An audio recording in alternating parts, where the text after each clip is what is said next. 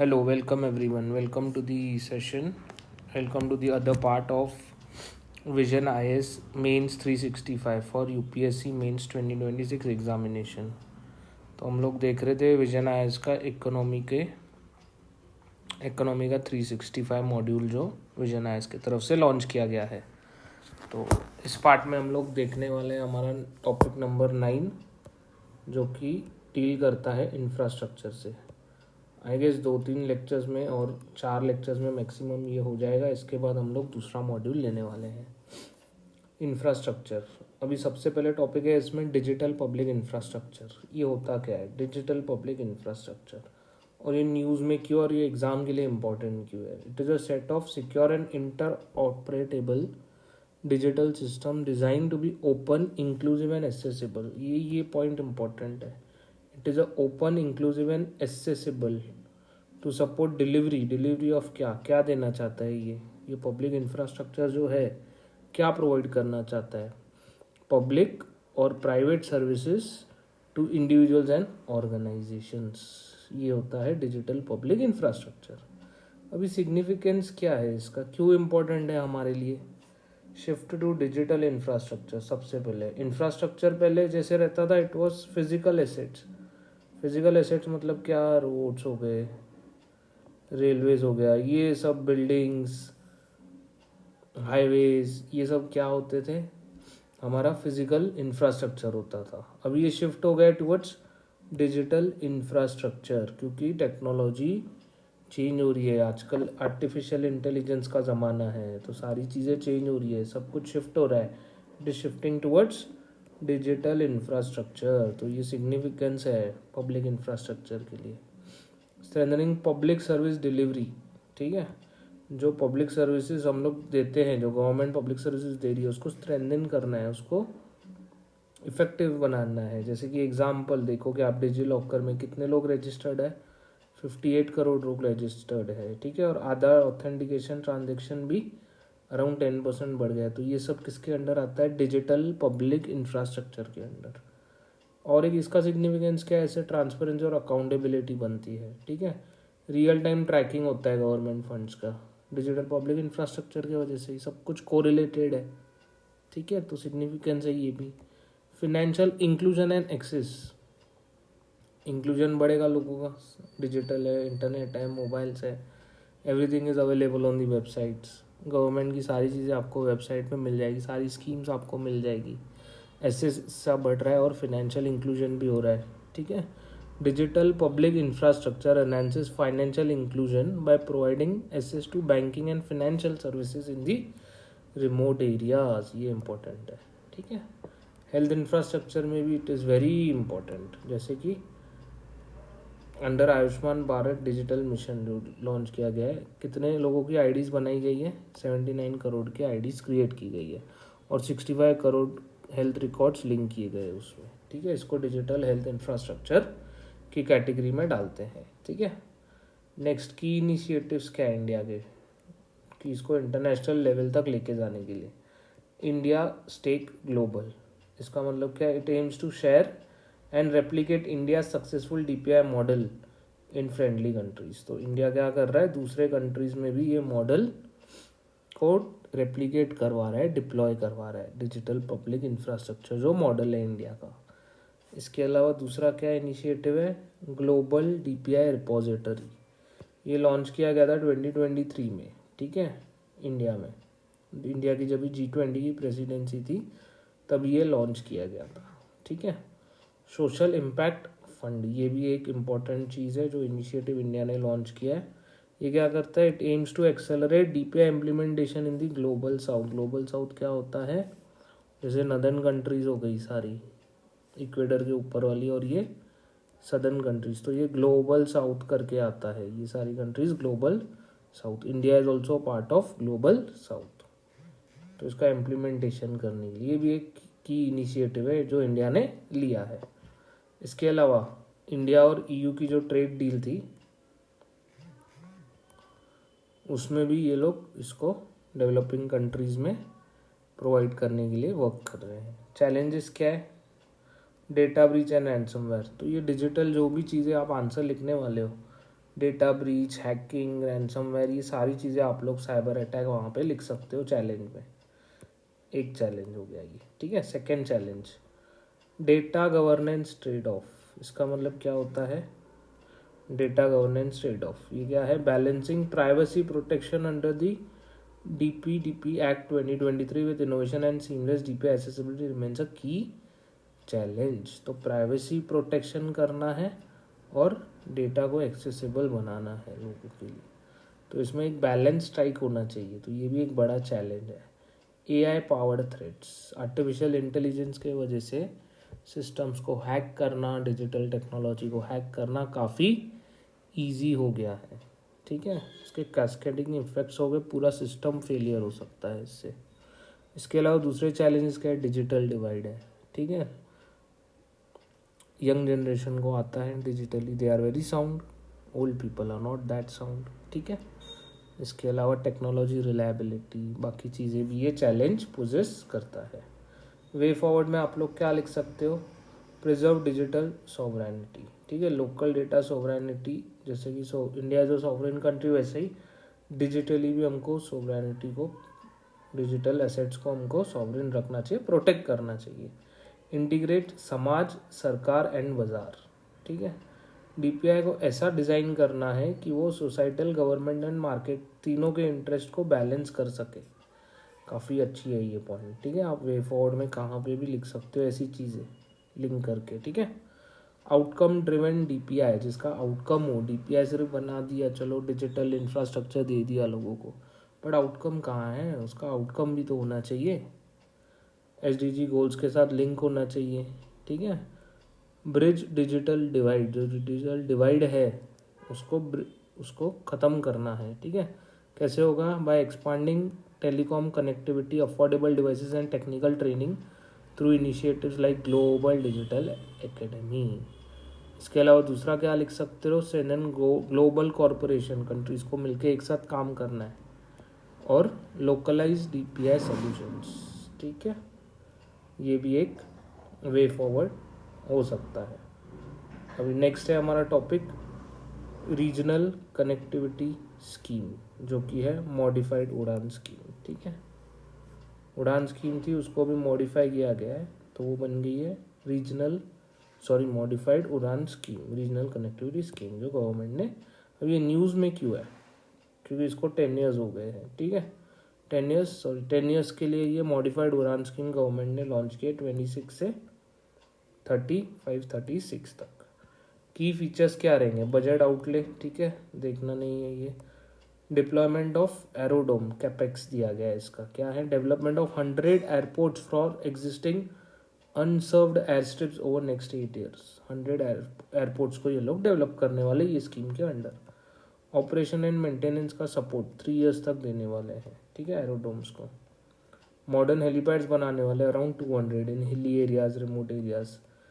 VGF funding जो होता है, वायबिलिटी गैप फंडिंग प्रोवाइड करने वाले हैं। आत्मनिर्भर Bharat and indigenous aviation capacity, ये इसमें क्या होने वाला है? 2 HAL ध्रुव हेलीकॉप्टर्स को ये लोग प्रोक्यूर करने वाले हैं for Pawan Hans, and 2 HAL Dornier aircraft for Alliance Air to address aircraft shortages in difficult terrains, for Atmanirbhar Bharat vision को प्रमोट करने के लिए। चैलेंज मोड इनिशिएटिव इम्प्लीमेंटेशन, ठीक है। चैलेंज मोड लेके ये लोग इसको इम्प्लीमेंट करने वाले हैं, जैसे कि टाइमली कंप्लीशन, क्वालिटी और सस्टेनेबिलिटी के ऊपर फोकस करने वाले हैं, ठीक है। इश्यूज और चैलेंजेस क्या? Aviation safety concerns, parliamentary standing committee ने हाईलाइट किया सेफ्टी इश्यूज, जैसे कि लैप्सेस होते हैं, वायलेशंस होते हैं, टेक्निकल डिफेक्ट्स है, ठीक है। रूट सस्टेनेबिलिटी, मिनिस्ट्री ने क्या बताया है? It has acknowledge the absence of structured exit strategy for routes that complete the VGF subsidy period. Operational discontinuations, ठीक है, डिसकंटिन्यूएशंस हो जाते हैं, जैसे COVID-19 pandemic, aircraft shortage, supply chain maintenance issues, man power shortage की वजह से भी एक चैलेंज है। Passenger rights, comprehensive statutory passenger right framework India के पास नहीं है कंपनसेशन के लिए, ठीक है। वे फॉरवर्ड में पार्लियामेंट्री स्टैंडिंग कमेटी ने जो रिकमेंडेशंस दिए वही आप लोग लिख सकते हैं। इंडिपेंडेंट सेफ्टी रिव्यू होना चाहिए, हाई लेवल कमेटी बननी चाहिए ऑन एविएशन सेफ्टी, जो कि सेफ्टी को कॉम्प्रिहेंसिवली रिव्यू करेगी और सिस्टमेटिक फेलियर्स का रूट कॉज एनालिसिस करेगी। फॉर्मल इम्पैक्ट असेसमेंट, ये इससे क्या होगा, it would conduct a formal independent assessment of the उड़ान scheme covering cost per passenger, route wise viability and proportion of routes achieving self sustainability। Capacity building होगी, DCG है जो इसकी गवर्निंग बॉडी है। पैसेंजर राइट्स चार्टर बनाया जाएगा, develop a former passenger rights charter under Bharatiya Vayuyan Adhiniyam 2024। इसमें क्या लिखा हुआ रहेगा, to address the compensation delay and accountability standards, transparency को बढ़ाया जाएगा, ठीक है। Visibility of AI capital investment programmes. UDAN scheme के बारे में थोड़ा सा देखेंगे हम लोग, कभी लाई गई थी, 2026 में लॉन्च किया गया था। सेंट्रल सेक्टर स्कीम है, aviation ministry implementing agency airport authority रहेगा। डेमोक्रेटाइज एविएशन, इसका ऑब्जेक्टिव क्या था, एसेसिबल, फ्लाइंग को एसेसिबल और अफोर्डेबल बनाना है कॉमन सिटीजन्स के लिए। वायबिलिटी गैप फंडिंग दी जाएगी इसमें, ये इसका मॉडल था। स्टेक होल्डर इनिशिएटिव्स, इसमें क्या था, waived landing and parking fees, 2% cap on the at जो फ्यूल होता है उसके ऊपर एक्साइज ड्यूटी 2% का कैप था, और VAT reduction around 1%। Achievements, phased expansion किया गया था, ठीक है, 1 2 3 4 5 ये सीरीज में। कितने रूट्स बनाए थे, ऑपरेशनलाइज 660, इतना फंडिंग दिया गया था, और टोटल इतने एयरपोर्ट नेटवर्क्स एक्सपांड किए गए थे इंडिया में, ठीक है। कंक्लूजन में आप लोग ये देख के लिख सकते हैं, ठीक है।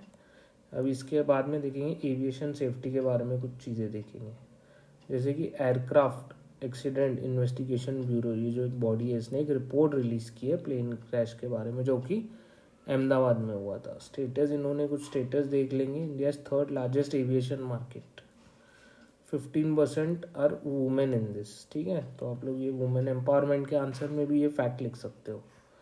10 to 12% एनुअल ग्रोथ रेट है इसका, ठीक है। कैपेक्स देख लो। Green transition, 81 airports have switch to 100% green energy use, काफ़ी इंपॉर्टेंट डेटा है ये, ठीक है।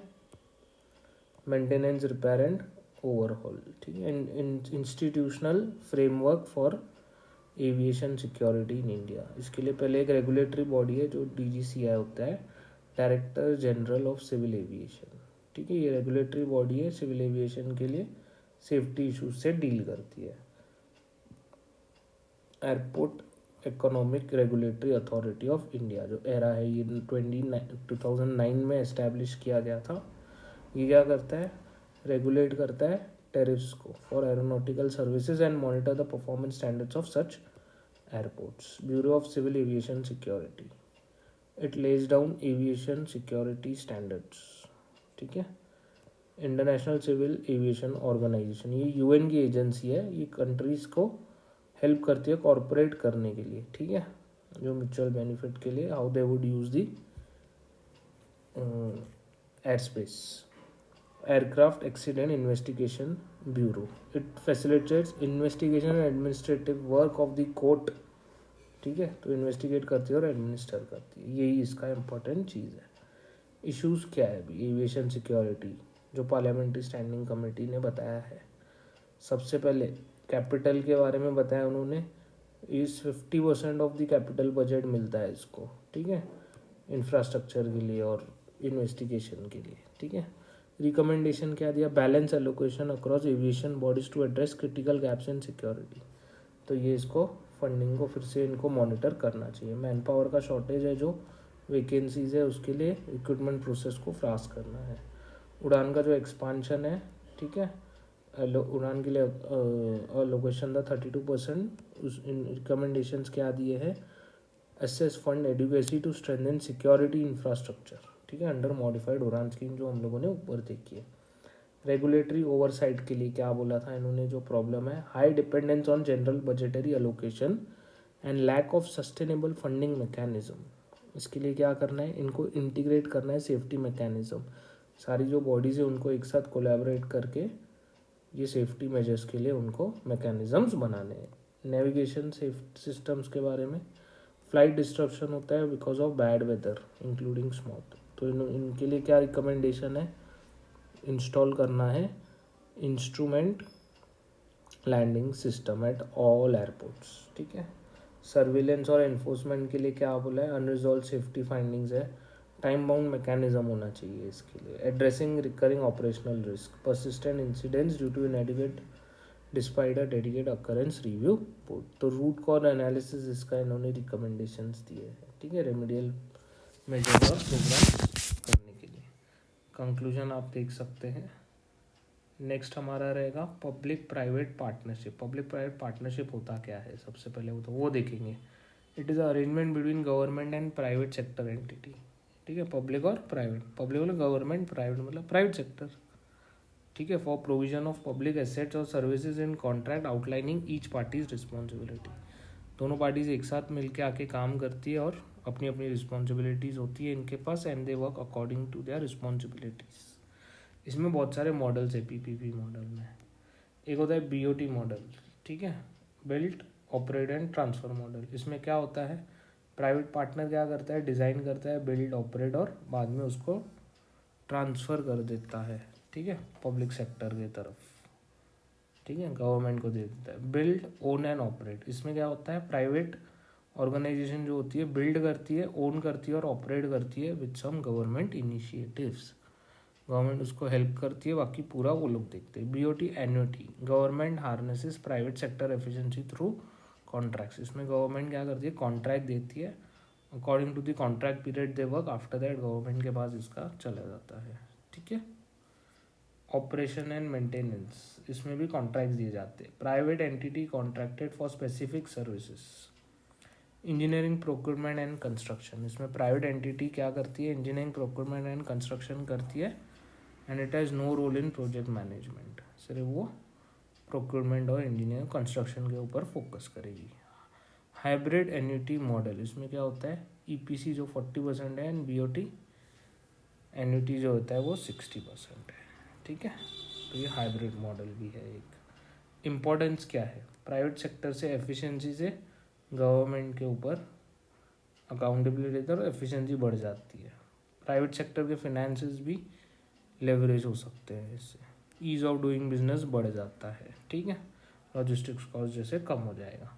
चैलेंजेस क्या है, regulatory issues, land acquisition, environmental delays, financing constraints है, कंस्ट्रेंट्स आ सकते हैं, long term contract issues, private sector loses negotiating power due to economic and policy changes, तो पॉलिसी चेंज होगी तो उनका इशू होगा प्राइवेट सेक्टर को। ठीक है, डिस्प्यूट रिजोल्यूशन मैकेनिज्म, ये सारे दूसरे चैलेंजेस हैं। अभी गवर्नमेंट ने क्या स्टेप्स लिए इसको बूस्ट करने के लिए, अप्रेजल कमेटी बनाई है। ठीक है, for central sector projects. Monetisation pipeline भी एक बनाया फंडिंग के लिए। Standardisation and institutional capacity building with development of guides on risk allocation, PPP appraisal, project implementation. Viability gap funding, ये स्कीम भी इन्होंने लाई गई है पीपीपी मॉडल में। ठीक है, इसके अलावा दूसरे फंड्स भी और एफडीआई को भी ऊपर फोकस करते हैं। पीपीआई को इम्प्रूव करने के लिए विजय केलकर की भी कमेटी थी, उसके में भी कुछ रिकमेंडेशंस है। Service focus, contract must prioritise quality delivery over physical gains. Quality delivery के ऊपर फोकस कर रहे हैं उनको, और फिजिकल गेन्स कोई प्रॉफिट के ऊपर ज़्यादा उनको फोकस नहीं करना है। रिस्क मैनेजमेंट, एडवांस्ड मॉडल्स को एफिशिएंसी और कॉस्ट इफेक्टिवनेस के लिए यूज़ करना है। एक्सपर्ट मैकेनिज्म, ठीक है, setup independent regulators for sectors adopting PPP and PPP review and tribunal for dispute resolution.